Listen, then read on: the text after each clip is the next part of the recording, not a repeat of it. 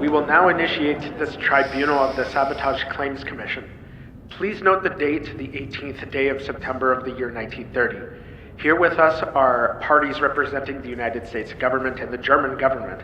Our purpose is to collect testimony from alleged agents of the German intelligence units in order to assess damages of American infrastructure during the Great War.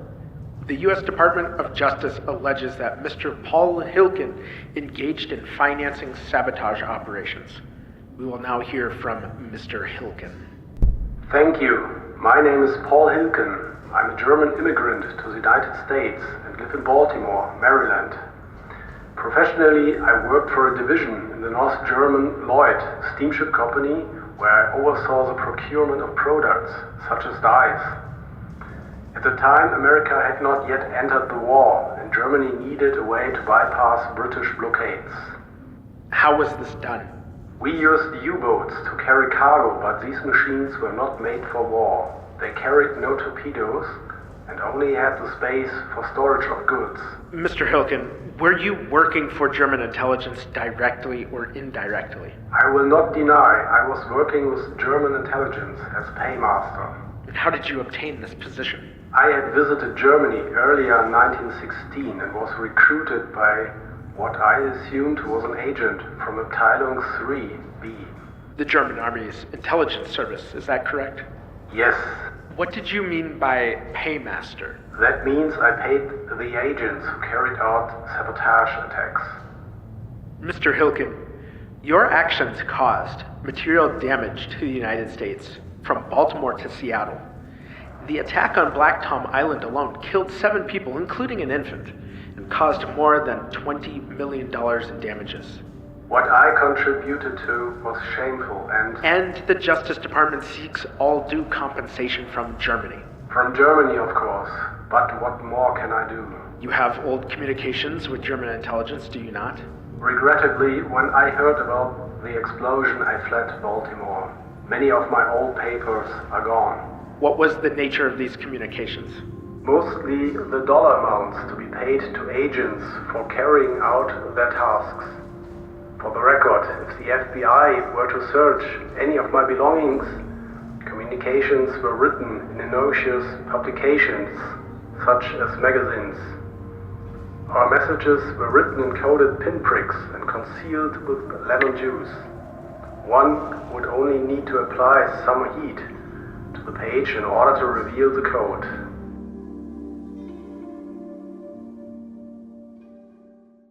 Welcome to another series, a long-anticipated deep dive into German secret police, starting with the Prussians, then onto the Nazis, then to East Germany, and a lot in between. Not sure how many parts this will be, likely less than the Russia series, but I'm going to take my time with this for the sake of being thorough. But here we are with episode 1, the Prussian Secret Police, which I thought would be somewhat straightforward in the sense that this group acted as its own force in a vacuum, and boy, was I wrong. In fact, the Prussian Secret Police was just one of many constituent parts in a broader policing apparatus that in some ways looks like today's Interpol. We will explore history outside of secret policing in this episode because these series are as much about the secret police as they are about the country and the leaders they serve. So we will make some deviations, but it will all tie back into policing and German espionage more broadly. For further reading on this topic, I recommend 2 of my main sources in particular. Police and State in Prussia, 1815 to 1850 by Elf Lütke, and International Policing in 19th Century Europe by Matteo Deflem. All my sources are posted in the episode notes. If you haven't already, please follow at Secret Police on Instagram, at @hush_popo on X. You can also follow my Substack at Secret Police Podcast, where I'm trying to work on each episode in a non-fiction format and some short stories based on the show. Otherwise, socials and contact information are in the episode description. Subscribing, liking, commenting, all that helps and is appreciated. And the best thing you could do for me is to spread the word about the Secret Police podcast. It really helps me a lot. Do you have a problem with authority? Because I do. Welcome to the Secret Police podcast.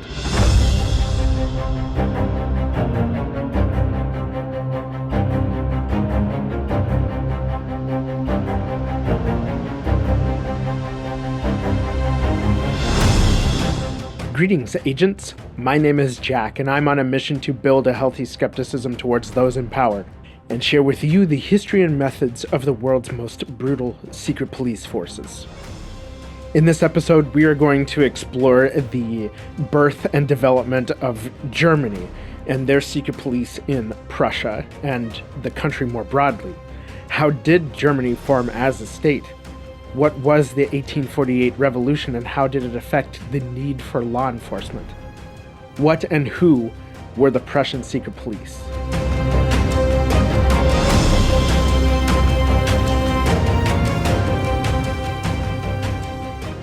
Finally, we're exploring a place I've actually visited.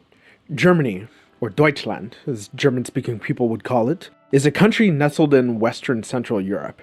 Germany is bordered by Poland and the Czech Republic to the east, Austria to the south and southeast, Switzerland to the south, France, Luxembourg, Belgium, and the Netherlands to the west, Denmark in the north, and Baltic Seas to the north.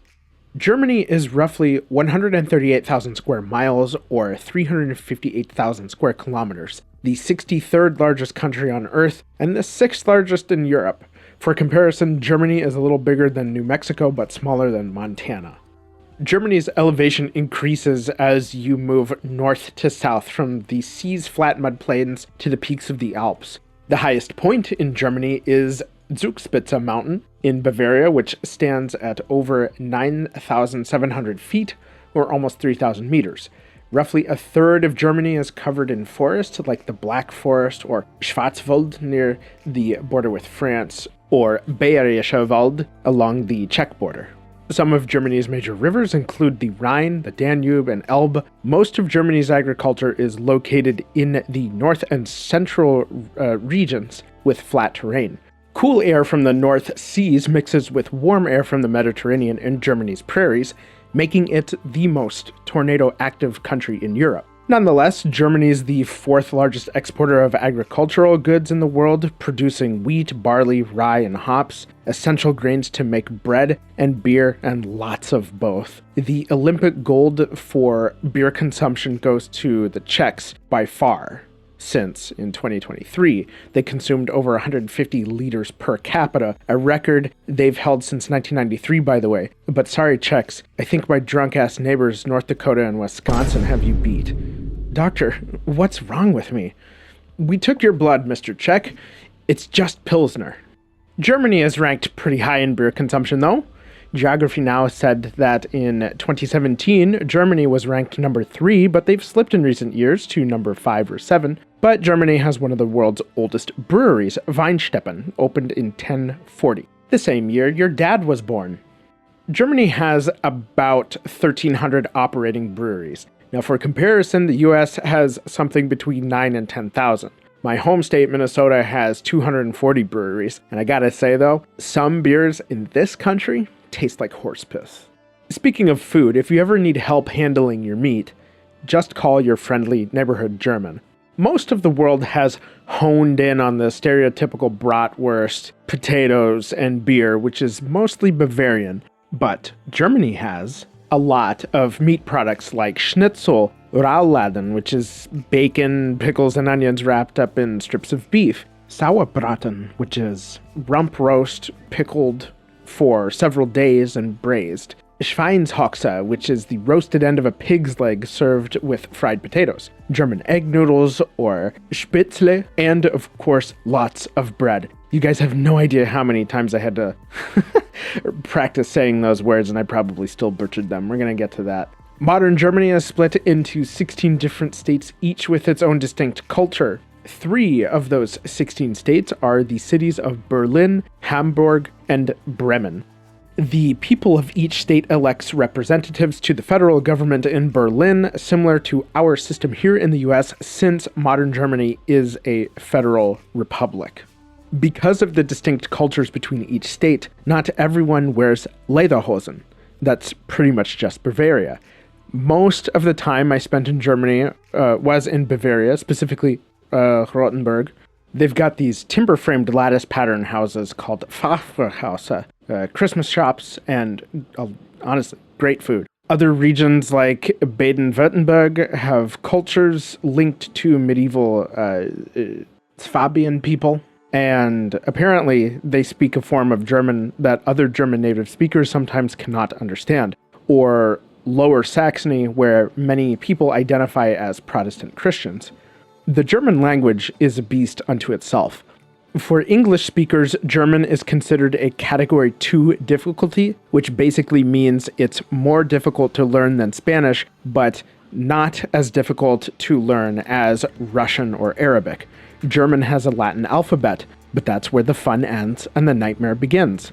Funny characters like umlauts and the S set, which makes a double S sound, but cosplays as the letter B. Then there are compound nouns, which is how you get words longer than Queen Elizabeth II's reign.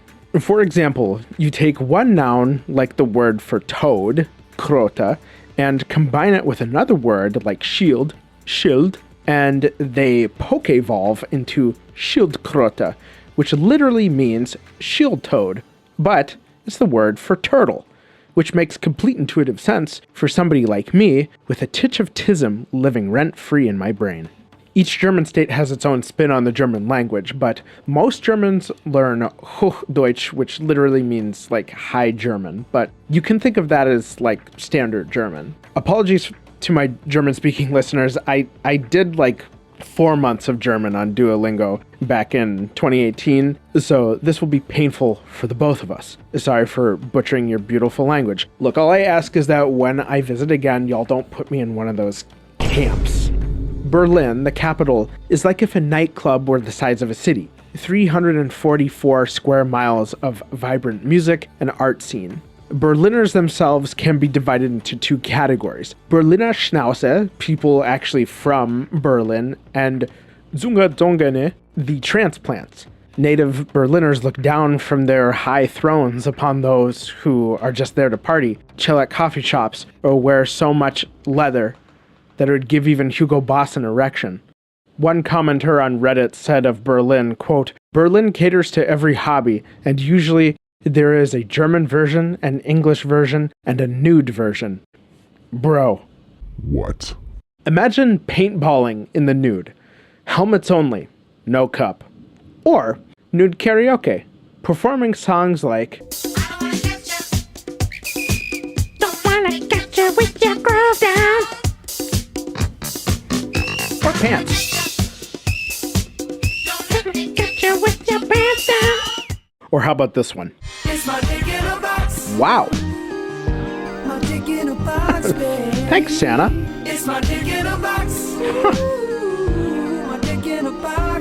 What a great anniversary present. Very thoughtful. Never forget Brainstorm or The Lonely Island.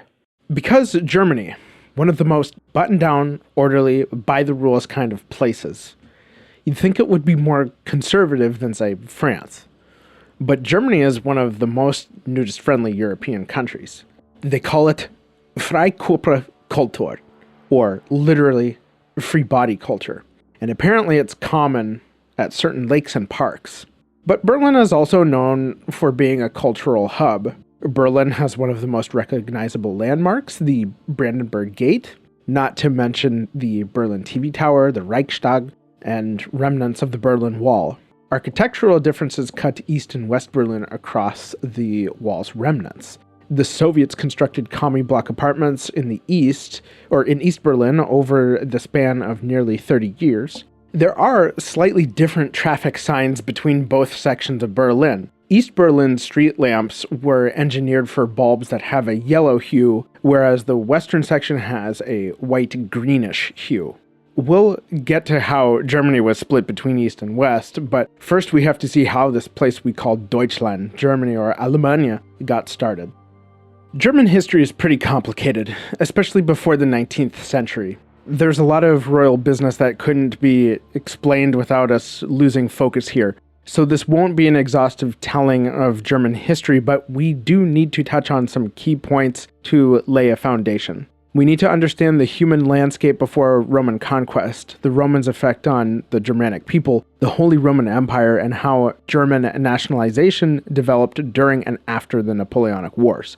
All large topics that I'm sure many historians and history grad students alike have covered. I'm here to give you the basics. Where we will slow things down is the development of German nationalism, the military culture of Prussia, and the 1848 revolution. The revolution in particular is where we will start to see Germany's security state take its first steps. Then, from there, we'll dive into details on the police state, their operations, and their activity during the First World War. It's estimated that humans occupied the area within modern Germany roughly tens of thousands, if not hundreds of thousands of years ago. Multiple sources point to evidence of early human or Neanderthal activity in the region as far back as 600,000 years ago, based on one 2010 paper that looked at radiometric dating in Mauer, Germany. Maybe take it with a grain of salt, but people have been chilling in Central Europe for a while, is what we know at least. We'll start at the 2nd century BC, when the Romans encountered tribes of Celtics as they expanded into Europe, stopping at the natural border of the Rhine River. They called the land south of the Rhine Gaul, and the lands north of the river Germania. The word Germania more or less means land of the Germani, but the exact etymology is uncertain. These agrarian tribes, such as the Bavarians, Saxons, Franks, and Alemanni, battled the Romans in defense of their lands. They clustered together in different regions yet remained undefined by state borders. Over time, the tribes grew in population, which didn't go unnoticed by surrounding countries. The reason why Germany has several different names in other languages is because each language defaulted to the names of a specific tribe rather than the area as a whole. That's like if your neighbors referred to you and your family by the names of different family members instead of your surname. So suppose your last name is Cox, and instead of just the Coxes, or the Cox, one neighbor knows your family as Harry, another knows you as Tiny, and another knows you as Christopher Throbbin. You get it? Germanic tribes expanded into territory abandoned by the Romans around the year 400. The Franks Merovingian dynasty conquered territory in modern-day France and the Low Countries, then subjugated the various non-Frankish peoples in the land.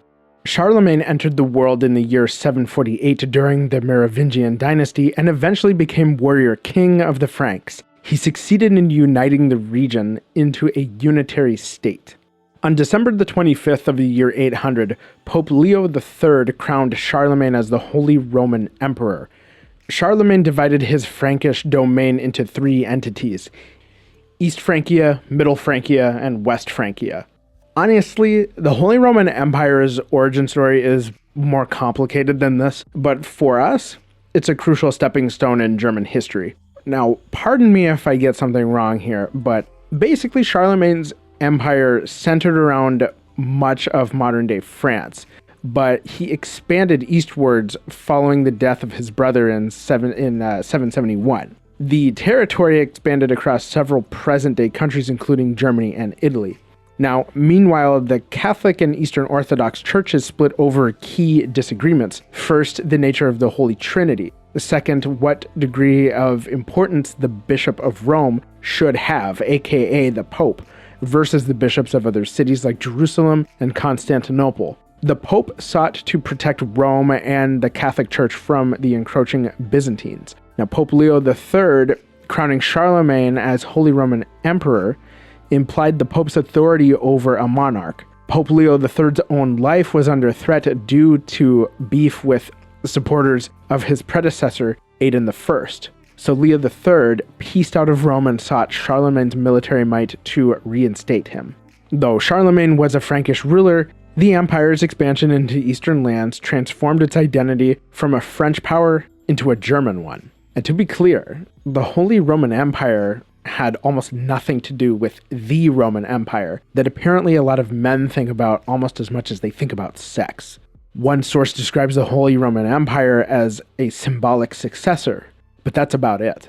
Following Charlemagne's death in 814, the empire fractured into several smaller kingdoms, but still held onto a loose identity as a cohesive empire. Holy Roman Emperor as a title faded. Part of the fragmentation had to do with succession laws because when a king died, the male descendants split parts of the kingdom. So if a king had 2 sons, territory divided into 2, 3 sons, territory divided into 3, and so on. This practice eventually changed to the oldest descendant receiving the whole kit and caboodle, or I should say the oldest male descendant. In East Francia, local rulers belonging to Charlemagne's Carolingian dynasty phased out of politics and were replaced with Saxons. Otto I emerged from these Saxon nobles and conquered territory across modern-day Germany, Austria, and Italy. Otto I married into the Italian kingdom, and Pope John XII crowned him Holy Roman Emperor in 962. His crowning affirmed the empire's identity as German rather than French, and further splintered the Catholic and Orthodox churches. Even the Holy Roman Empire's start date depends on if you count Charlemagne's or Otto's crowning, which varies source by source. The Holy Roman Empire contributed warriors to the Crusades from about the mid-1000s to the 13th century. Peoples migrated from the center into parts of modern-day Poland, the Czech Republic, and Hungary.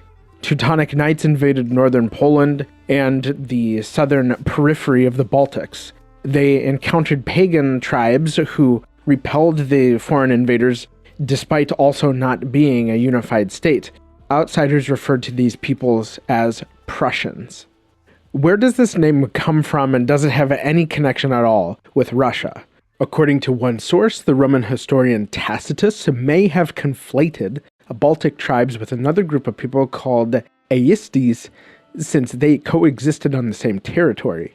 A book titled Description of Cities and Lands North of the Danube by an anonymous author referred to the Aesti people as Bruce, so it could follow that through historical telephone, somebody referred to them as Prus, and from that you get Prussian. Russia and Prussia have no relation beyond sharing a border at one point. Their similar names are mere coincidence that only exists in English. Prussia grew powerful as a state under the Brandenburgs alongside their rival, the Kingdom of Austria, and the Habsburgs, who later became the dominant ruling family. But the Holy Roman Empire remained a patchwork of various political entities. We should acknowledge some significant developments in the Holy Roman Empire. In 1440, Johannes Gutenberg invented the printing press, which made the mass production of printed works cheaper and more efficient. It was like the social media of its time, because words and ideas could be distributed much faster than before. The printing press showed its true power when Martin Luther denounced the Catholic Church's practice of indulgences, which basically means you gave the church a buck and you received forgiveness for that one time you lied to your parents about smoking the devil's bush. Of course, Martin Luther had other grievances with the Catholic Church, but the printing press helped disseminate his message across Europe.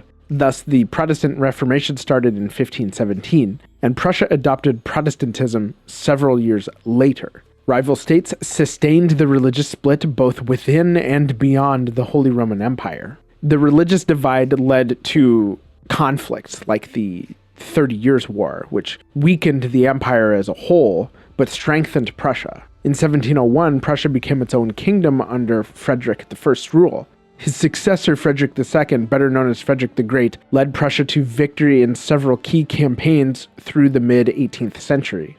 During this same period, foundational works in art and music emerged from the German-speaking world. Music from the likes of Bach, Beethoven, Mozart, and Handel.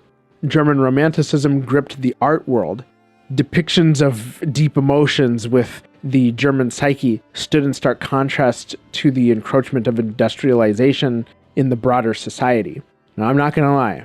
I know the least about sports and art.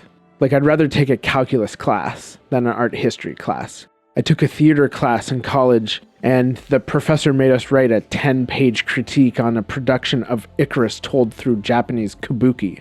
Like, did the lighting, the costumes, and the set carry the emotional weight of the story? Dude, I don't even know. I nearly committed Sudoku for the final act. Do you guys remember Trivia Crack? I killed it in history and science. But arts and sports? Not so much. And don't DM me because you're mad that my podcast on dictatorships is lacking in the fundamentals of German Romanticism. But by the 19th century, the empire was a mosaic of kingdoms, principalities, margraviates, dukedoms, and bishoprics. The best way I can explain this, at least to Americans, is if you imagine the state capital city, a couple towns, and then the major cities in your state are their own counties. Now, in this arrangement, there are also a handful of existing counties that are just still counties, and then you've got some zip codes that are legally recognized as counties, but they're still called zip codes. I mean, that's kind of like basically what's sort of going on in the Holy Roman Empire. And an invasion by a foreign power could be devastating since these principalities were only loosely connected. But that's exactly what happened. Now, before we get to those critical events, let's talk about policing in Europe. Matteo Deflem, professor of sociology at the University of South Carolina, authored a paper examining decades of research into German policing. The German-speaking territories maintained police dating back to at least the 15th century. Their policing methods and philosophy refined over the century. In fact, the police had a fairly limited mandate to just prevent public danger and maintain internal security.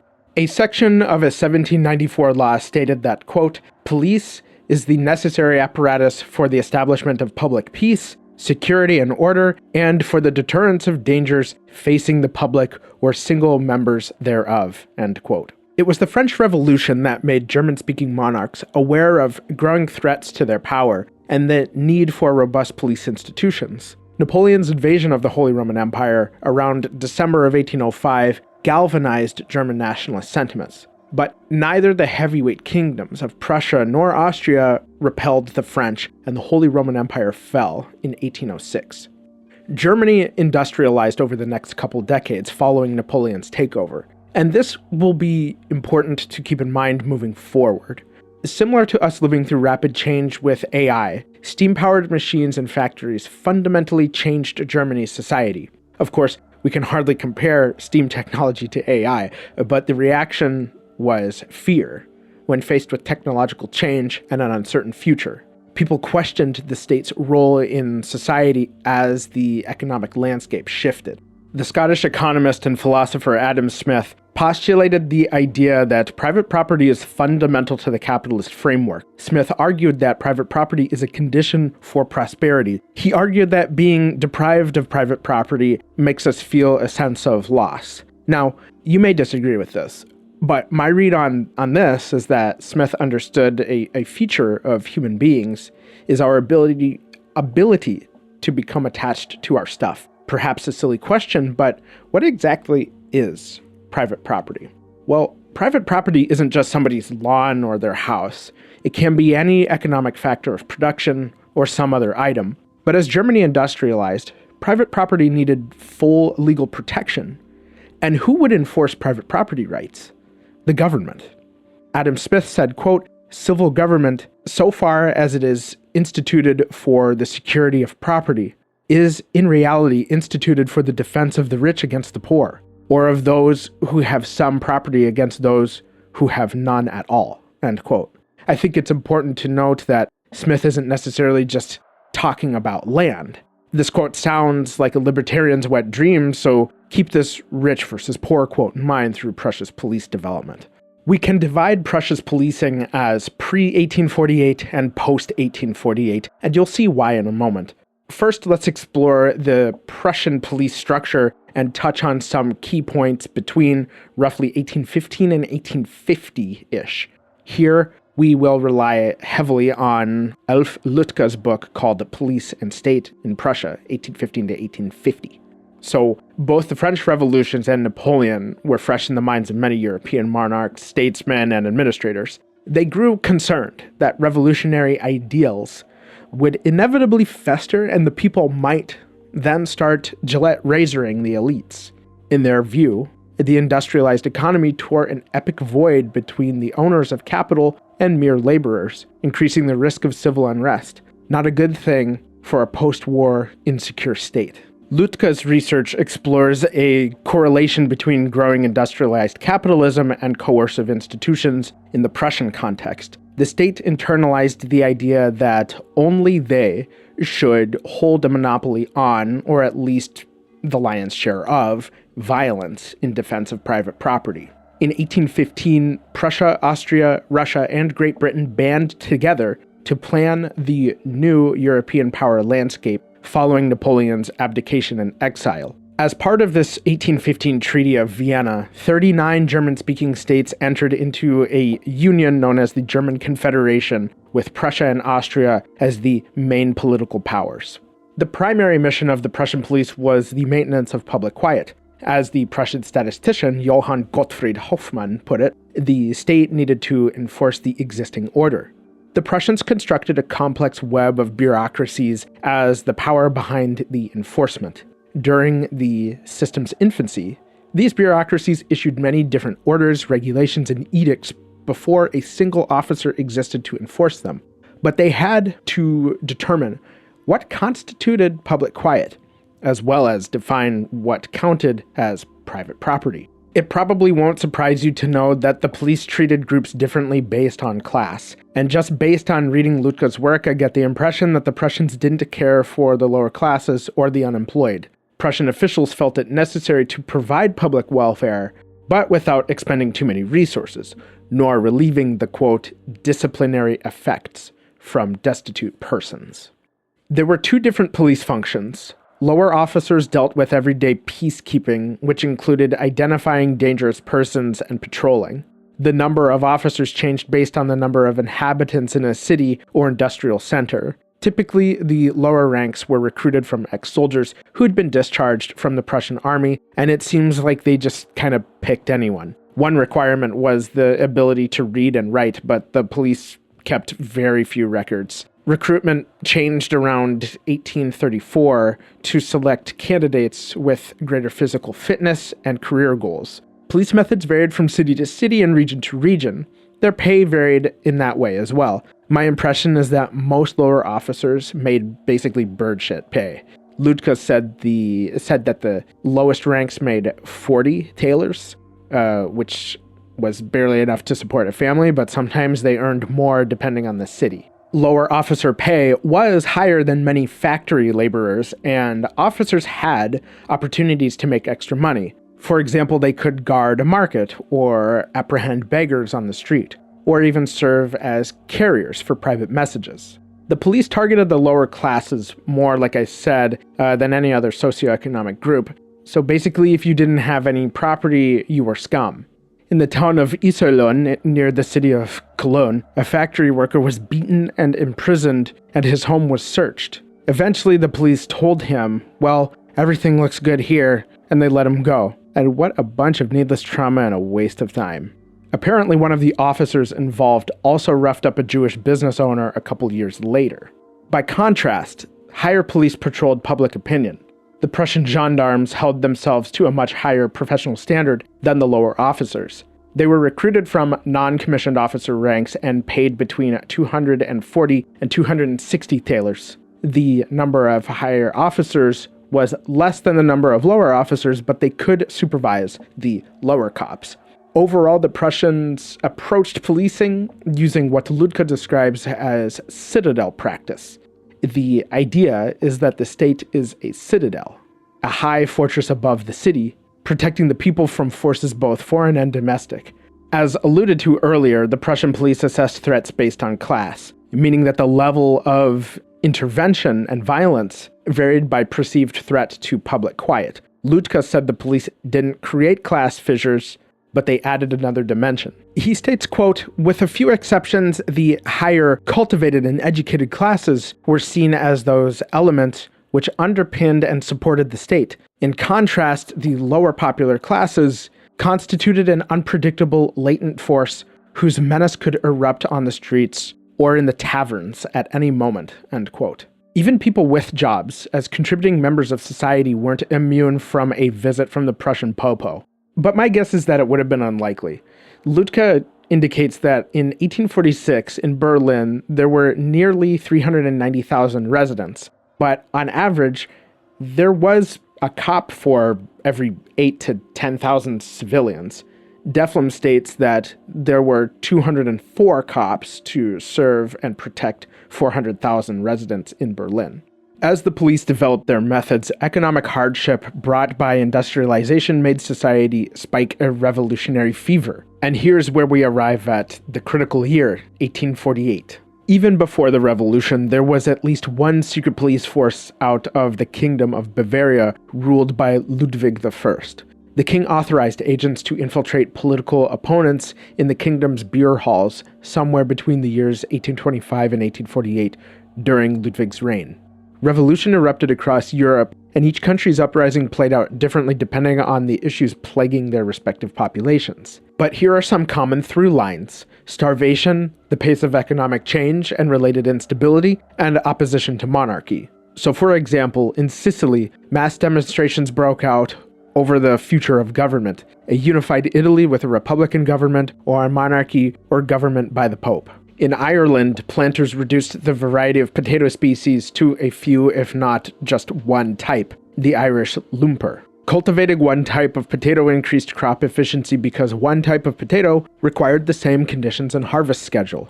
Kind of like how some airlines use one type of aircraft. Same parts and maintenance procedures means greater efficiency and lower costs. But relying on one type of potato carries the risk that your entire crop and main staple of calories can be wiped out by a disease.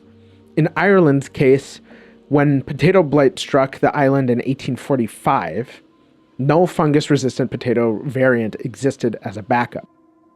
Food scarcity affected much of Europe leading up to 1848, as demonstrated by the angry mobs threatening to dismember bakers and burn their businesses. Ideas about freedom gained clout as Great Britain and France emancipated slaves across their respective empires. News spread amongst average Europeans who imagined their society without oppressive monarchies. France's uprisings flared over corruption, voting rights, and food price inflation, and concentrated mostly in cities. A national assembly convened, and instead of addressing the issues, they formed a national police force. The force recruited men from rural parts of France who viewed city people as a bunch of woke lib-boy soy cucks. Workers and the national police engaged in urban combat for several days until the streets ran with blood. The workers were firmly defeated, but France adopted a republican government, and that change caught Berlin's attention. Uprisings in Berlin forced King Frederick William IV of Prussia to organize a congress to discuss unification and whether or not the Kingdom of Austria should be allowed into the Union, but ultimately German unification failed at that point. In Poland and Austria, people revolted against generations-long servitude to nobles and wealthy elites, and others demanded voting rights, depending on the group's socioeconomic class. The Austrian authorities crushed the disjointed and disorganized revolutionaries. Meanwhile, Karl Marx looked at this mess and thought, hey, you know what? I think a specter is haunting Europe. The specter of communism. And that's the quote he opened his book with, The Communist Manifesto, published in February of 1848. But Marx and his colleague Friedrich Engels observed this social and economic cluster and theorized that class struggle would reach critical mass and cause post-industrial nations to restructure into classless societies in which the workers or the proletariat seize the means of production. I'm pretty sure we went over this a few years ago in Russia episode 2 and 3, but I'll keep it surface level. In economics, the means of production are those factors of which are necessary to produce goods and services: land, labor, capital, and entrepreneurship. Don't think of capital as money like starting capital, but rather machinery and tools. Capital earns interest, land earns rent, entrepreneurs earn profit, and labor earns wages. Most of us earn wages, whether you're a high-powered lawyer earning $300K per year, flipping burgers, work in an Amazon warehouse, crush Excel sheets, or otherwise suck your boss's cock to avoid starvation. Marx identified that the tension lies between the owners of land and capital and then labor. Laborers, especially in the 1840s, more likely than not owned nothing and only exchanged physical labor for wages. To Marx, it was inevitable that the land and capital be transferred to everyone rather than remain under the control of a very few elite. Back then, if you read Marx by the warm glow of an angry mob's torch outside your window, you might think, damn, this guy's onto something. And in truth, people did read Marx, but even in the midst of the chaos, communism wasn't taken too seriously. Obviously, communism poke-evolved into Bolshevism in Russia decades later, but we've already covered that. Marx's ideas needed time to marinate. Watch, it will pay. I may have been early, but I'm not wrong. It's the same thing! The revolutions forced a convergence of everyday practical law and order with regime survival. We saw that France's reaction to mass unrest was to create a national police force. A French gendarme patrolled and occupied the Holy Roman Empire, who partook in counter-espionage and monitored German sentiments. Post-1848, in Prussia specifically, the police stayed their mission to promote welfare and prevent danger. But post-1848, Europe's governments needed to track groups of political enemies, nationalists, communists, and liberals, anyone deemed a threat by the various monarchies, anyone wanting constitutionally protected rights and representative government. I mean, come on, what is this, a democracy? King Frederick Wilhelm IV appointed a man named Karl Ludwig Friedrich von Hinkeldy as president of the Berlin police on November the 16th of 1848. Hinkeldy was a conservative, no bullshit, tough on crime kind of guy that the king could count on to ensure his and his future successors' political control. He was instrumental in founding Berlin's political police and their information procurement system on political opponents. But Hinky Pinky's strategy for political crime fighting spanned beyond Berlin and beyond Prussia itself. For Hinkeldy, preventing unrest in Prussia meant infiltrating foreign hives of dissidents, particularly in London and Paris. One day, Hinkeldy was playing GTA 5, evading the cops on a 5-star wanted level, when the idea suddenly hit him. What if I created a policing institution that could transcend national borders and make us all a little safer? In April of 1851, police officials from Sachsen, Dresden, Hanover, and Vienna, to name a few, met in Dresden and formed the Police Union of the German States. Hinkeldy was convinced there existed a communist plot to spark a revolution, and the head of Belgium's secret services, Alexis Guillaume Baron de Hody, confirmed the existence of agitators acting across Europe. This spooked Hinkeldy, who hated communists before that drunk bastard Joseph McCarthy made it cool. Von Hinkeldy proposed what he called a, quote, joint, absolutely formless and noiseless conference. The states of Württemberg and Baden later joined the police union. If this model sounds a lot like Europol or Interpol, your instincts are correct. Interpol makes no mention of the police union on their website's history page, and they were founded in 1923. However, Interpol's baseline model is basically the police union of German states, and I will make an Interpol episode for the agents on Patreon. According to Deflem's paper, 19th century European police were much more tied to the military than they are today. Both institutions took charge of maintaining the peace, but the police union's design countered revolutionary activity during periods of political uncertainty. So in the interest of clarification, their mission was the maintenance of peace with respect to political agitation. They didn't necessarily concern themselves with petty crime. The police union succeeded in some places, but not in others. Hinkeldy intended to establish a surveillance system in Western Europe, which a lot of other nations understandably protested, nor did their police officers want to cooperate with the police union. But Hinky Dink placed several informants inside German embassies in London, Paris, Brussels, and even New York. Like we discussed in the Chile episode, embassies can be hotbeds of spies. It's like lifting a log in the woods and watching the bugs scurry. The police union's bread and butter was their ability to collect and synthesize information. Between 1851 and 1866, the union met at least biannually to exchange information on persons of interest all over Europe. According to Deflem, union agents referred to themselves as political police. For ordinary citizens and people legitimately involved in revolutionary activities, the definition of political activity expanded at the convenience of the police union. They spied on Freemasons, student groups, labor movements, and religious orders, to name a few. The union also circulated an internal publication with information about the people they investigated. Deflem placed the police union's methods into two distinct categories. First was the surveillance of the press, which involved tracking publishing companies most likely to print anti-government content, and then subsequently blacklisting them.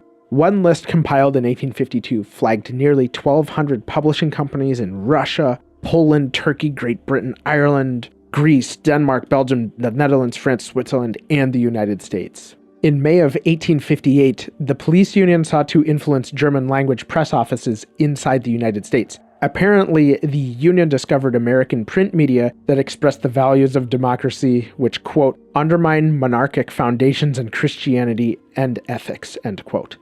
The Berlin police responded by banning German-language American newspapers like Wisconsin's Democrat, the New Yorker Staatszeitung, the Michigan Volksblatt, and several other papers based in New York, Chicago, and St. Louis. By the way, only the New Yorker Staatszeitung still publishes. Michigan Volksblatt discontinued in 1915, and the Wisconsin Democrat closed its doors in 1844. And I'm not really sure why the Berlin police banned a paper several years after it stopped publishing, but maybe they banned the import of existing copies. The police union's other main method was the monitoring of political opposition. We pretty much covered this with the exchange of agitators' personal information and foreign surveillance. It probably won't surprise you to hear that they kept tabs on Karl Marx and Friedrich Engels. In a June 1858 conference, the police union labeled Marx and Engels as, quote, known communists. Great detective work, Sherlock. They weren't just known communists, they invented it. Could you imagine if Marx and Engels created their philosophy and then later were like, what the hell were we thinking? This is a bad idea. I can't actually think of somebody who created an ideology and then later rejected it. Maybe you guys can. The police union was also interested in a man named Gottfried Kinkel, a professor and activist who partook in the 1848 revolution. He escaped from prison in 1851 and fled to London in the hopes of obtaining financing to stage a full-blown uprising inside the German states. He even traveled to America to secure roughly $2 million in 1850s dollars for his cause, but ended up only raising $10,000. Another man named Karl Schurz helped Kinkel escape from prison, therefore inviting the union's ever-watchful eye onto himself. In 1852, Schurz moved to the United States and became a close advisor to then-President Abraham Lincoln, then U.S. Ambassador to Spain, a general in the Union Army during the Civil War, a senator from the state of Missouri, and Secretary of the Interior. So what have you done today? Oh, that's right, nothing but goon. Gottfried Kinkel's prison escape made the Prussian security forces reform their approach at the intersection of national and international policing. The Union succeeded in developing internal systems, much to the credit of von Hinkelde's relationship to the king and his ability to keep the Berlin police financed. The Berlin police also maintained a spy ring who infiltrated revolutionary groups. One of those officers was a man named Wilhelm Stieber, who was instrumental in combining national, international, political, and criminal law enforcement together. If Wilhelm Stieber sounds familiar to you, you're not imagining things because he made a brief appearance in the Kempe Tai episode. Born in 1818, Stieber was a criminal lawyer in Berlin and editor of a police journal. When he wasn't lawyering, he was a paid agent provocateur. Frederick Wilhelm IV appointed Stieber as commissioner of police in 1850. Later in his career, Stieber relocated to St. Petersburg, Russia to provide the Tsar's security forces with counter-revolutionary training, overseeing the creation of the Tsar's secret police, the Okhrana. Because the news of Gottfried Kinkel's escape went viral, the police apparatus needed to be proactive. The Union created a division of criminal police in Berlin. The king permitted von Hinkelde to appoint Wilhelm Stieber to lead that division. They handled non-political criminal matters without geographic restriction. However, Stiebe had other ideas. He wanted his division attached to the Berlin police and have authority in political matters. The opportunity arose when Stiebe secured an assignment at the International Exhibition in London in October of 1851. His mission was to thwart foreign and German communist attendance, since it was believed that the event attracted European liberals and communists. Von Hinckledy was promoted to General Police Director in 1854, and Stiebe's position in the criminal police came with several perks, such as leadership of the commercial, building, and foreigners police brigades. But his spy stint in London uncovered details about communist activities, which led to the convictions of several communists in Cologne in 1852. Stiebe consolidated power until Prussian political activities eventually wound down. Then he moved to Russia to consult the Tsar between 1860 and 1866, but don't worry, Wilhelm Stiebe will be back.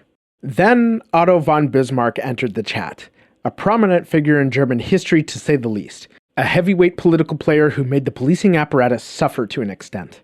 Bismarck was born on April the 1st of 1815 in Schönhausen in the Kingdom of Prussia, about 60 miles or 92 kilometers west of Berlin. His family owned land and his father belonged to the Junker or land-owning aristocrats, but sources indicate that the Bismarcks were a modest family. He attended the University of Göttingen to study law, but he wasn't a great student, and instead drank 600-year-old beer with his Czech friends. He later attended University of Berlin, but left for a job in the civil service. At work, Bismarck clashed with the hierarchy and was insanely bored. Well, damn, it sounds like he had a problem with authority. It's said that when Bismarck was bored at work, he listened to the Secret Police podcast and subscribed. Sadly, Bismarck's mother died in 1839, so he returned home to live with his father and helped the old man dig out of financial problems. From 1839 until 1847, Bismarck hung out in the Prussian countryside, developed his Christian faith, and married Johanna Puttkamer, and they had 3 children together. The 1840s weren't easy for Germany. Heck, the 1940s weren't either. So here's hoping the 2040s won't be the hat trick. The 1848 revolution made Bismarck dismissive towards members of his own socioeconomic class who happened to be liberal. He deeply resented King Frederick William IV's own acquiescence to the mob who demanded more rights and less monarch. In Bismarck's view, the educated, propertied middle class were the problematic engine of political change. Why? Well, he thought that they were motivated purely by economic self-interest to change the industrial landscape at the expense of others. As we discussed, these industrial trends were already set in motion, but the vast majority of Prussia's residents were poor laborers or skilled artisans, whom Bismarck viewed as loyal monarchists. Why did he think this, though? I'm not 100% sure, to be honest, and perhaps it had to do with tradition or economic dependency. But he believed the state should reward people for their loyalty. Bismarck and his family moved to Berlin after he won a seat in the Prussian Chamber of Deputies in 1849. In 1851, King Frederick appointed him to the Confederation's legislative body in Frankfurt as a Prussian representative. At the same time, as the dust settled from the revolution, the Kingdom of Austria reasserted its dominance in the German Confederation. Bismarck spent 8 years in Frankfurt and saw that Austrian dominance meant that Prussia played second fiddle. He felt that Prussia had its own interests separate from Austria's. And if there's anything you need to know about Bismarck, it's that he loved Prussia. Like when he and his wife did the old bedroom blitzkrieg, she dressed up as Prussia. But also living in Frankfurt made Bismarck develop a sense of German nationalism, as long as Prussia steered the ship. In 1859, he was reassigned as ambassador to Russia and later ambassador in Napoleon III's court in Paris. Finally, with enough time, pondering a unified Germany and foreign affairs experience, the new king Wilhelm I appointed Bismarck as prime minister in September of 1862. Following this appointment, the police union's activities decreased significantly because, according to Deflem, political activities proceeded in an open and legally permitted order, such as in public forums. As prime minister, Bismarck exacerbated the beef between Prussia and Austria. Multiple sources describe his foreign policy as aggressive but also complex. He engaged in a series of schemes to isolate Austria. There were several geopolitical reasons for Prussia and Austria's fighting that went beyond mere reality of Bismarck as prime minister. But he fanned the flames, so much so that Prussia and Austria fought a war in 1866. And with the outbreak of war came the ultimate dissolution of the police union. Armies from both sides engaged in combat during the 7 Weeks' War, or Austro-Prussian War, with the result being Austria's sound defeat and the end of the German Confederation. Prussia forced Austria to accept the dissolution of the Confederation in August of 1866 as part of the peace terms. Austria and several other participating states were excluded from alliances. Prussia emerged as one of the most politically, militarily, and culturally powerful states in the region. They established the new North German Confederation formed in July of 1867. Prussia reshaped the power balance in Europe, especially between itself and France. But in 1868, Spain ousted their monarch, Queen Isabella II. They shopped around for a new monarch, but Amazon just didn't have good enough deals on royalty back then, so instead they settled for searching other parts of Europe. They found a candidate in Leopold, Prince of Hohenzollern. No, not the same Leopold from the Congo episode, different people. But here's the thing, Leopold didn't want the job, but Otto von Bismarck had other ideas. Bismarck peered over his epic mustache right at Leopold and said, "Do it." Leopold said, "Okay." So you had a Hohenzollern in Spain and another Hohenzollern in Germany, since King Wilhelm I was himself a Hohenzollern. That's 4 times now you've had to listen to me mispronounce that word. But this arrangement put France between 2 German-aligned kings. Napoleon III sent an ambassador to Prussia with demands. He said, "Hey, could you please not have a Hohenzollern on the Spanish throne? That would be pretty cool. Thanks. God bless." Actually, he demanded that Wilhelm I not accept any claim to the Spanish throne by Leopold and that no future Hohenzollern be allowed to take the Spanish throne. So Wilhelm was like, "You know what, man? Just for you, get the hell out of my sight." Bismarck intentionally leaked the responding telegram, making it sound like Wilhelm I told Napoleon III in no uncertain terms to fuck all the way off. Napoleon III took this personally, mobilizing the French army and declaring war on Prussia in July of 1870. The states that didn't join the Northern Confederation then allied with Prussia as soon as word got out that France was on the march to force-feed them snails and foie gras. The Prussian army utilized railways to transport troops and supplies to the battlefield, and Prussia's southern allies launched their own attacks. When Prussia defeated the French army in the Battle of Sedan in September of 1870, they captured Emperor Napoleon III himself, check and mate. The French army collapsed. Chaos ensued once the French public found out about Napoleon's capture. The Prussians encircled Paris and laid siege to the city between mid-September of 1870 and January of 1871. The French organized a garrison of brave yet untrained men to aid in the city's defense.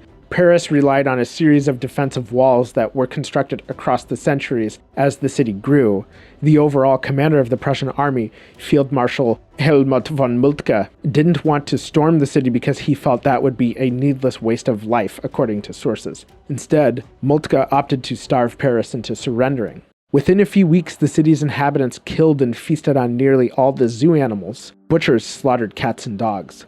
Diseases festered in the city. Infant mortality skyrocketed because, as you can imagine, it would be nearly impossible to care for a newborn in these conditions, especially among the poorest residents. Unbeknownst to the average citizen, the defense garrison hit the Prussians with guerrilla attacks to sever their communications. Bismarck worked the diplomatic front to bring an end to the fighting, but eventually he got his Prussian panties in a knot about the lack of French capitulation. He ordered Field Marshal Moltke to intensify the siege. Prussian artillery unleashed thousands of shells in a span of just a few weeks. Paris surrendered at the end of January of 1871. It's estimated that at least 11,000 Parisian residents died during the siege. 40% of those deaths were infants and the elderly. In September, the first Prussian troops entered Versailles. The following month, both Otto von Bismarck and Wilhelm I entered the besieged Paris. In December 1870, a delegation from the North German Confederation traveled to Versailles for a special event. On January the 18th, 1871, in the Hall of Mirrors in the Palace of Versailles, Wilhelm I ceased being King of Prussia and took the title Emperor or Kaiser of the newly formed German Empire for a safe and secure society. Now, really quick, the Battle of Sedan, where Napoleon III was captured, we talked about in the Congo episode. You see, France and Prussia agreed to Belgian neutrality, but the Belgian king Leopold II mobilized the Belgian army to defend his country since the Battle of Sedan raged only 7 miles or 11 kilometers from the Belgian border. See, you do this long enough and eventually episodes are gonna cross over. Prussia's political police after 1866 is admittedly difficult to follow. Remember, the police union dissolved due to the war with Austria, but sources indicate that secret police in Prussia continued to keep tabs on communists. During the Franco-Prussian War, both armies deployed spies, and to that point, if we are to believe the words of Wilhelm Stiebe, he was key to Prussian victory as his spies weaseled their way through Paris. Some sources even refer to Stiebe as Bismarck's spy master. According to Deborah Bauer, Associate Professor of Modern European History at UCLA, at the time of writing this, the French concluded that Prussian spies infiltrated their ranks. The French believed that was the only way they could have lost. Bauer asserts that this is more fiction than fact. There's even a story that Stiebe ordered his spies to study the terrain along the Rhine River, and they were to do this by posing as artists and befriending locals in small towns in the region. There are several things about the German Empire worth noting. In 1863, dye salesman Friedrich Bayer and actual dyer Johann Friedrich Westcott started their business in the town of Barmen, now part of Wuppertal, near Düsseldorf in western Germany. By 1881, Bayer transformed into an international chemical company, launching a pharmaceutical product called aspirin, developed by a German chemist, Felix Hoffmann. The empire produced some of the world's most important contributors to physics like Albert Einstein, Max Planck, Werner Heisenberg, and Wilhelm Röntgen, to name a few. Deutsche Bank was founded in 1870 to help German merchants bypass financial bottlenecks by the French and British. These are just a few examples, but key scientific and economic developments occurred in the German Empire, and that's not even to mention the Germans who immigrated to America to start their own companies. Now, back to the political police. Wilhelm Stiebe died in January of 1882, but what he did leave behind was an espionage infrastructure and experienced agents. Stiebe provided Germany with arguably the best spy network in Europe leading up to the First World War. In 1884, Otto von Bismarck hosted the Berlin Conference where, between November 1884 to February 1885, several European nations and the United States met in Berlin to negotiate claims over the African territories. There's a lot more detail in the Congo episode. Bismarck wasn't interested in staking German territories in Africa until both the German elite and common folk demanded that Germany seek colonies abroad, sort of a geopolitical keeping up with the Joneses, if the Joneses are Great Britain and France in particular. When the empire was declared in 1871, aside from Wilhelm being Kaiser, Bismarck digivolved to Chancellor. He claimed victory in several military campaigns and unified Germany. He needed to make peace with the rest of Europe so that everyone else got used to the idea that Germany was here to stay.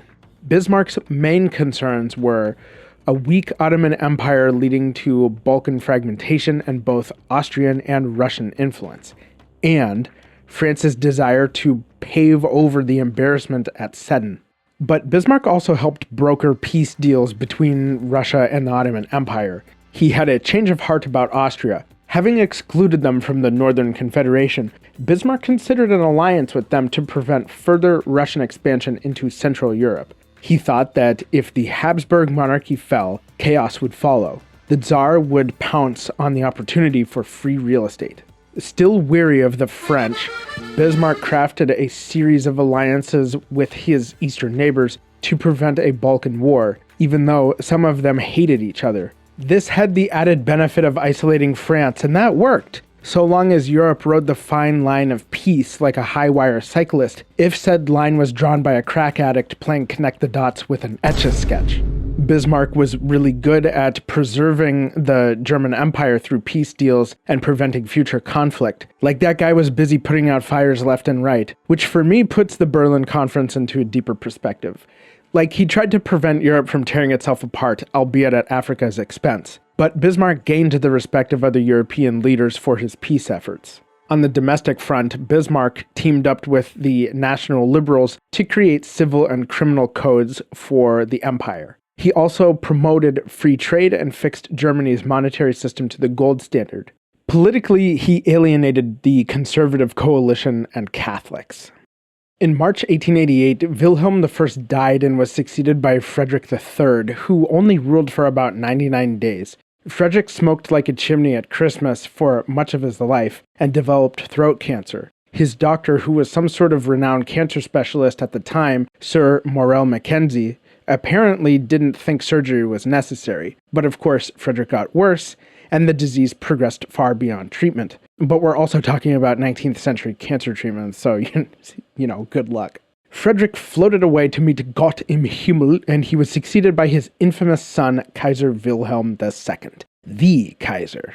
A man with the temperament of a 6-year-old boy, cousin to King George V of England and the third cousin of Tsar Nicholas II of Russia, and the oldest of 42 grandchildren of Queen Victoria. Wilhelm II was born on January 27, 1859 in Berlin. He suffered nerve and tissue damage around the shoulder and neck, permanent damage known as Erb's palsy. This was possibly due to prolonged breach and the doctors using forceps to pull baby Kai out of his mom. Baby Kaiser was also born blue, so the medical team initially thought he was stillborn. Doctors rubbed him vigorously until they heard the first cries, but his lack of oxygen from birth to crying could have caused brain damage. It's speculated that brain damage could have explained the Kaiser's furious temper as a child. As he matured, it became obvious that his left arm, on the physical abnormal side, didn't keep up with his right, crippled Kaiser, as he is sometimes known. Erb's palsy is named partly after the German neurologist Dr. Wilhelm Heinrich Erb, and it doesn't appear that Dr. Erb ever treated the Kaiser. The condition can vary person to person, but just looking at photos online, it looks like typically the affected arm is shorter. Patients sometimes keep the arm bent at the elbow. The arm might be contorted inwards towards the patient's side. And the arm can appear less developed, almost like slightly atrophied compared to the normally developed arm. The condition of Wilhelm's arm is mentioned in various writings as shorter than his right and withered. The German government concealed his arm by tying it behind his back or having him hold a sword in official photographs. When you see his bare hand, it is clearly smaller than his right. Having any physical differences back then was a challenge for an emperor of a militaristic regime that valued physical prowess. The Kaiser had to cultivate an image of strength. Doctors attempted to correct the Kaiser's condition with pretty ridiculous and grotesque quote-unquote treatments. They sprayed his arm with seawater, massaged it, and wrapped it in a cold compression device. The worst was his weekly animal baths. Yes, you heard that correctly. This involved killing a hare, which is basically a king-sized rabbit, and the Kaiser slid his palsied arm inside the fresh carcass. I thought they smelled bad on the outside. Queen Victoria herself thought this was both revolting and idiotic. Too bad Frederick III didn't have access to this cutting-edge treatment because freshly slaughtered hare cures throat cancer. So saith RFK. The Kaiser also underwent electroshock therapy at barely a year old and was subjected to a body-stretching machine to correct head and shoulder problems at 4 years old. Sources describe this machine as similar to a medieval rack, a torture device that pulled a person's limbs by restraints wound around the wrists and ankles. Nowadays, we call it a chiropractor. There's an episode of Behind the Bastards about Kaiser Wilhelm II that you should check out for more info. Wilhelm II took the throne in June of 1888 at the age of 29. 29, huh? So what are you doing with your life? The real question is, what am I doing with mine? But here's the thing, the Kaiser and Bismarck didn't exactly have the best relationship, and there were a number of reasons for that. Wilhelm I found Bismarck irreplaceable for all of his achievements and objective competence as a politician. The German Empire grew, but there were some cracks in the dam, especially the domestic effects of industrialization. But ultimately, Wilhelm I wasn't bothered by Bismarck running the show as the Iron Chancellor. When Frederick III took the throne, liberal coalitions in the German government hoped for reforms, but he died. So along came Wilhelm II, who, despite being an absolute monarch, actually kind of cared about the working conditions in Germany's industrial workplace. Bismarck did not. He viewed demands for better working conditions as incoherent socialist screeching. He is said to have referred to socialists as, quote, Germany's rats who should be exterminated. Eek. When a German starts going on about extermination, I get uncomfortable. Bismarck and the Kaiser also just didn't, vibe. We all know people who just don't get along, probably because they secretly want a bone. I doubt that was the case with Bismarck and the Kaiser. They were proud Germans, but viewed the world and Germany's place in it very differently. Bismarck thought the Kaiser was irrational. One source said that the Kaiser viewed Bismarck as a pacifist, probably because of the peace deals Bismarck orchestrated rather than the 3 successful wars Bismarck oversaw. I mean, the Kaiser would have been only 11 or 12 during the siege of Paris, and therefore lacked experience and a mature perspective. But labeling somebody who ordered the siege and shelling of a major city as a pacifist? That's a bit much in my opinion. Plus, the Kaiser wanted to be front and center as emperor, jam-packed with sovereign authority. It's good to be the king. He refused to play second fiddle to any power behind the throne. But in 1890, Bismarck's Conservative and National Liberal Party coalition lost seats in the Reichstag to more centrist and progressive parties. And in March of that year, Bismarck resigned as the German Chancellor, ending an impressive 30-year reign. Otto von Bismarck lived for about 8 years after his resignation, long enough to issue scathing critiques of his successors in government, until he died on July 30th of 1898. But what's been happening with the secret police? Well, there wasn't any conglomerate force to replace the police unit. Instead, Germany inherited Prussia's Preußische Geheimpolizei, which was the dominant constituent of the police union. Between 1900 and 1914, the German economy became Europe's industrial powerhouse. They overtook Great Britain in the production of steel. By 1913, 63% of goods exported from Germany were finished products, which came to dominate many European markets. The average number of working hours fell until 1902 by 14 hours, while average per capita incomes nearly doubled. Sectors that embraced industrialization early were the most successful. Sectors that didn't industrialize, like traditional trades, lagged behind. Many German factories were more advanced than those in Britain and France. Geopolitically, the German Empire departed from Bismarck's preference for peace. Germany tightened its grasp on colonial holdings in East Central and Southwest Africa. Wilhelm II and his naval officer, Alfred von Tirpitz, set out to make Germany a global power by building up her navy to be the second only to the Brits in the space of 10 years. It helped that German steel factories outproduced Britain and France. German dreadnoughts could, in theory, stand toe-to-toe in direct combat with foreign vessels. A downside is that building a navy is expensive, and Germany's overseas territories didn't provide enough monetary value to justify continued expenditures. Plus, Germany's ambitions got the British in a bit of a fuss. They were like, I say, Richard, Jerry is building a navy. Yes, quite. In 1902, Britain allied with Japan because Japan felt uneasy with Germany's presence in China. The Germans used the Kiachu Bay as a ship depot for refueling and resupply. In 1904, Britain also made a defense pact with France. In 1907, Britain negotiated with Russia to bring them into this alliance with France, and they called themselves the Triple Entente. Entente meaning agreement or alignment. Righto, I'm Great Britain, and I call this meeting of the Triple Entente to order, and...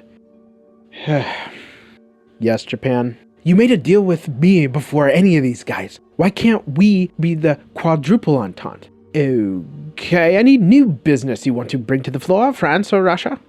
Each country in the Entente felt threatened by the German Empire in some way. France for obvious reasons, Japan because of German influence in China, Britain for the military challenge, and Russia for German influence in the Ottoman Empire. The Russian government didn't like the Kaiser's apparent abandonment of peace as a diplomatic policy. But the obvious problem for Germany is that it is sandwiched between France and Great Britain to the west and Russia to the east. If it came to war, Germany would be fighting on two fronts.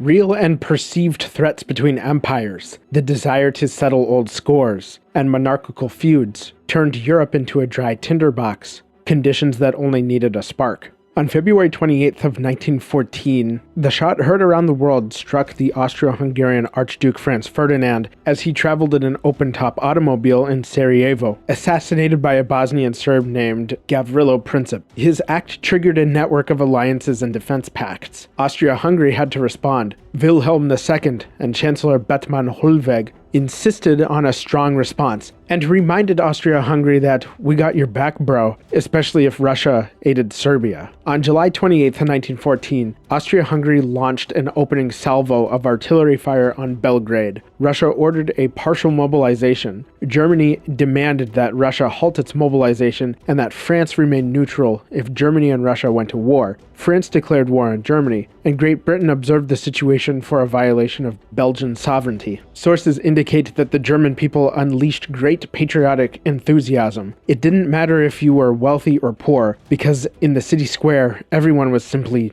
German. Nobody could have imagined that the Great War would become pure nightmare fuel for the soldiers who fought it. We know the images, an artillery-scarred hellscape cut with trenches, barbed wire, and rotting bodies of men and horses, rats feasting on dead flesh.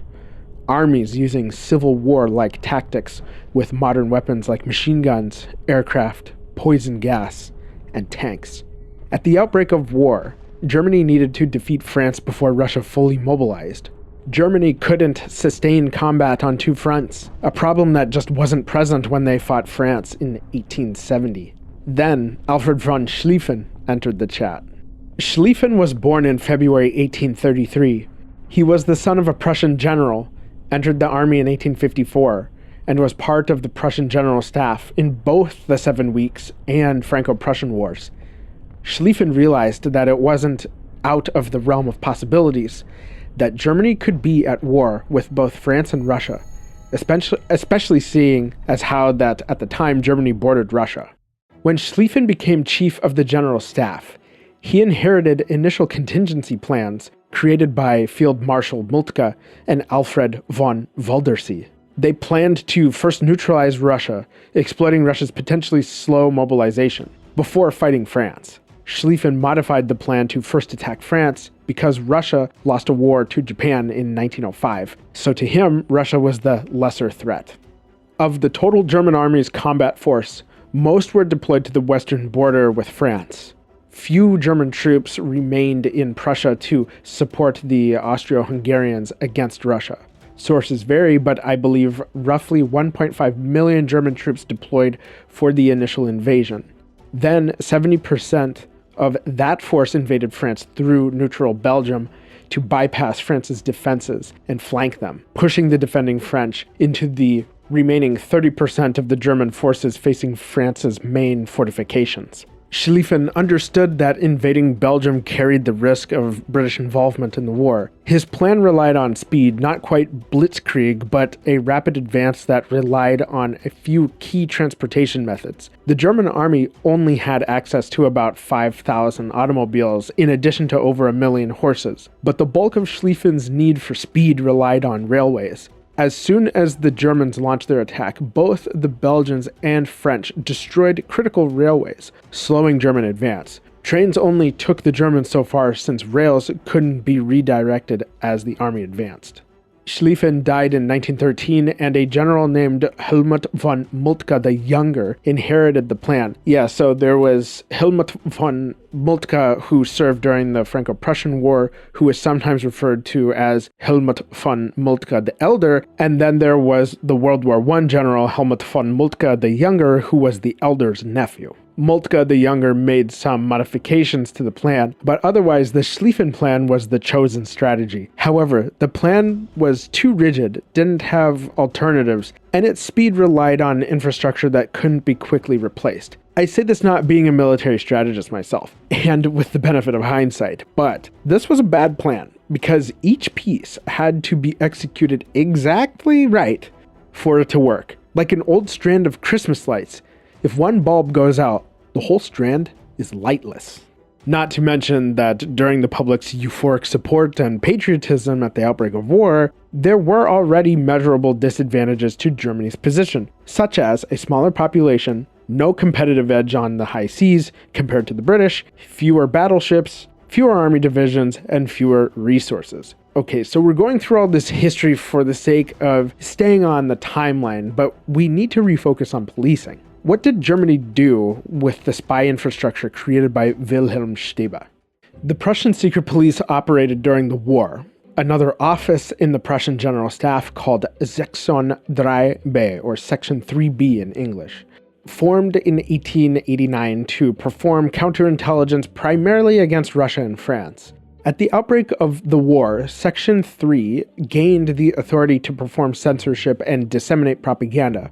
In 1917, they rebranded to Abteilung 3B, or Department 3B, and gained additional duties in domestic counterintelligence. So they were like the German army's counterpart to Prussia's existing secret police force. Department 3 targeted pacifists, leftists, and other undesirables to Prussia's military aims.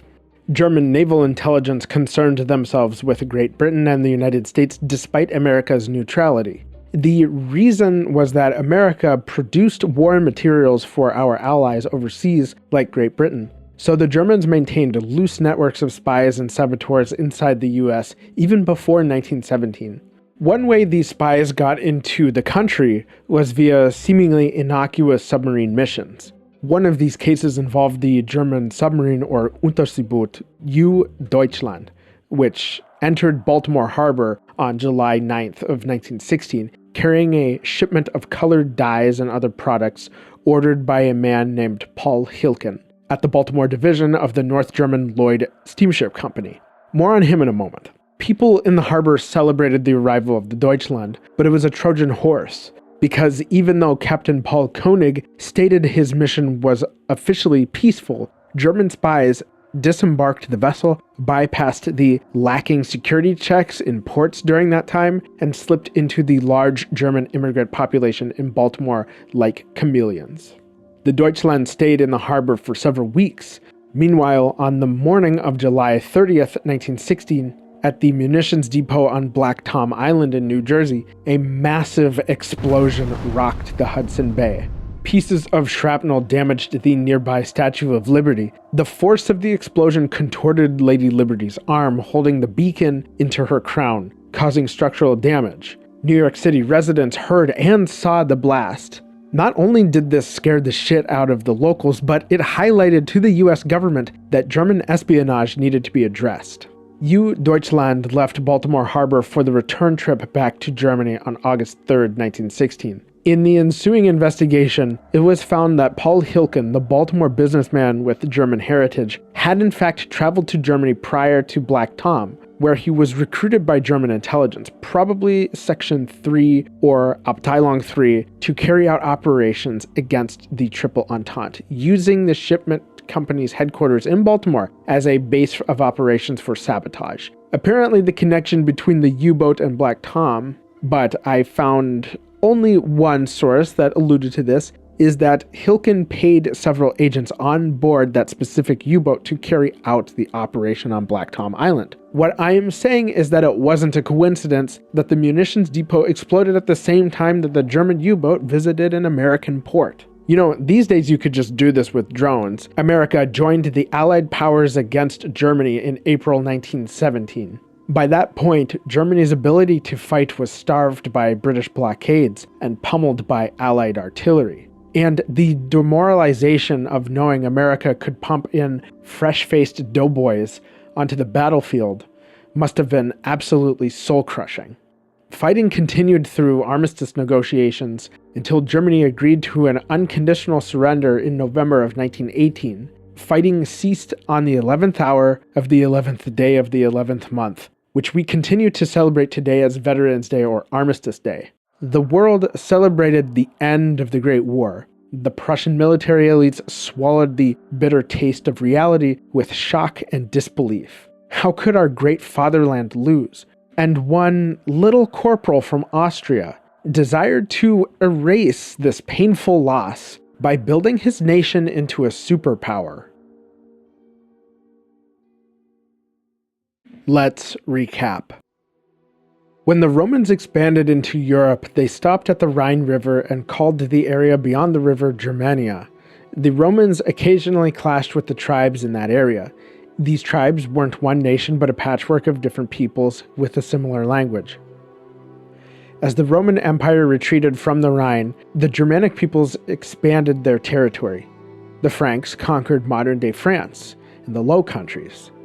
The crowned emperor Charlemagne continued to conquer and join regions to his empire. In 800, Pope Leo III bestowed the title of Holy Roman Emperor upon Charlemagne. The Holy Roman Empire was seen as a protector state of the Vatican in the wake of the Roman Catholic and Orthodox split. The Holy Roman Empire contained a loose union of kingdoms and other political entities. It was never a unified state. Each state carried different political weight and influence, like the Habsburgs' Kingdom of Austria, but Prussia conquered and expanded eastwards into modern-day Poland. The state served as a counterweight to Austria's influence and over time became the dominant power. Some research indicates that some of these German-speaking kingdoms had policing institutions as far back as the 15th century. And by the 1800s, it was deemed necessary to have people dedicated full-time to law enforcement. Both the French Revolution and occupation during the Napoleonic Wars inspired German efforts to build a strong police network. In 1815, several German states agreed to join into a German Confederation by the Treaty of Vienna. Industrialization took hold in Europe, and the German states rapidly industrialized following Napoleon's defeat. The emphasis on private ownership and property created prosperity and progress, but under the surface, there was a growing human cost. Poor working conditions, lack of support, and growing divides in property ownership galvanized certain workers' groups to organize.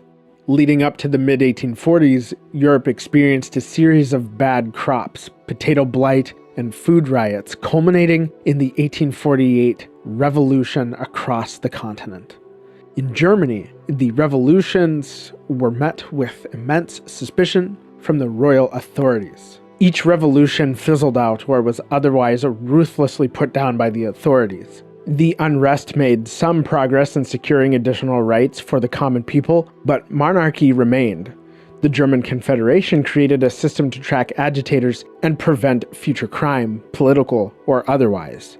In November 1848, King Friedrich Wilhelm IV appointed Karl Ludwig Friedrich von Hinkeldy as president of the Berlin Police. He proposed the German states create a comprehensive police union.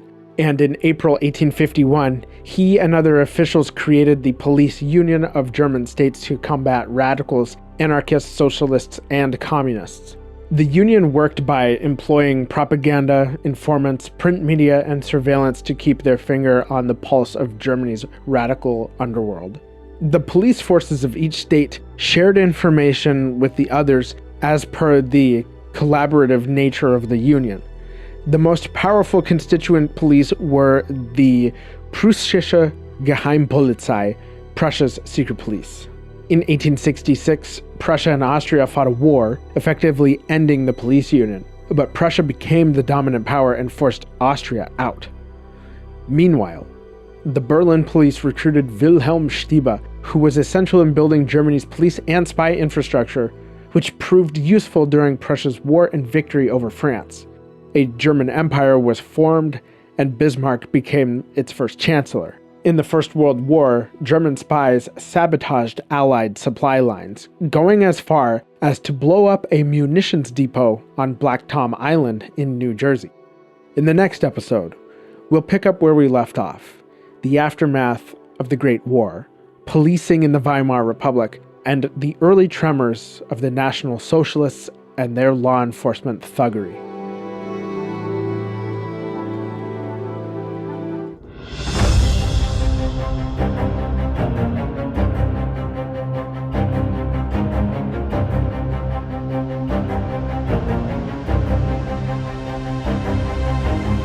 And that, Secret Agents, was the Prussian Secret Police and the Police Union. Thank you so much for listening, especially to the Secret Agents on Patreon. A special thanks to Jan Bogel for voicing Paul Hilken. If you enjoyed this episode, please leave a rating and review.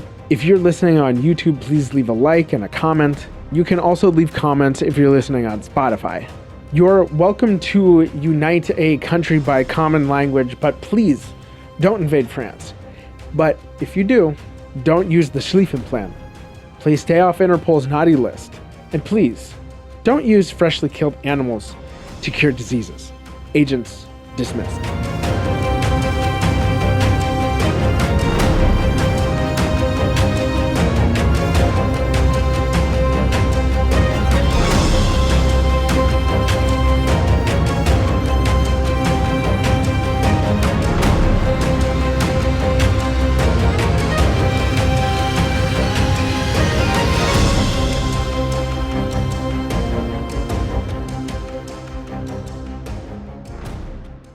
Bedroom Blitzkrieg.